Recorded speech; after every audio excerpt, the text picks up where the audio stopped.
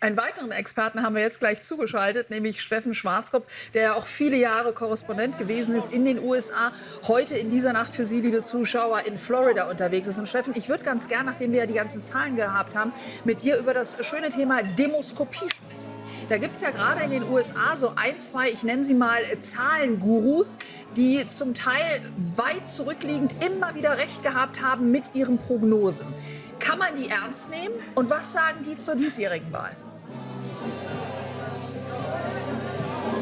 Also ich glaube, man nimmt das, was hier jetzt gerade an Zahlen über die Monitore flimmert, doch sehr ernst. Ich muss jetzt dazu sagen, es gibt natürlich unterschiedlichste Rechenmodelle und unterschiedlichste Umfragemodelle. Hier, wir sehen das auf den Monitoren, ist es Fox News, was hier läuft. Und gerade gab es hier wieder Beifall, weil Fox News bereits Ohio Donald Trump hier zugeschlagen hat.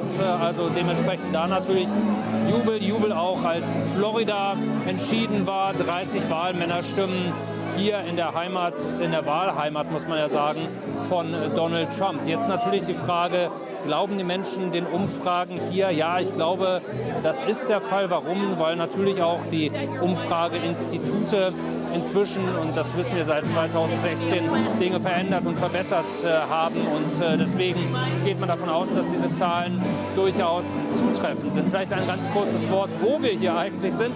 Das ist ungefähr, ich würde sagen, 10, 15 Kilometer entfernt von Mar-a-Lago, da wo Donald Trump momentan ist und mit Sicherheit auch Fox News unter anderem schaut und auch dort die Ergebnisse natürlich verfolgt.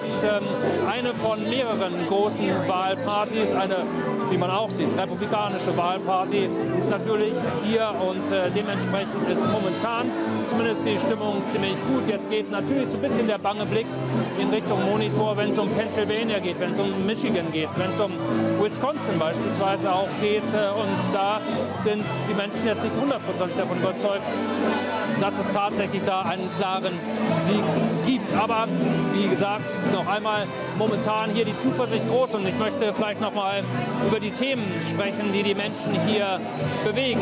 Ich habe mit einigen von den Trump-Fans hier gesprochen, und wir hören immer wieder Wirtschaft, wir hören immer wieder illegale Immigration. Die Frage, geht es uns heute besser als vor 4 Jahren?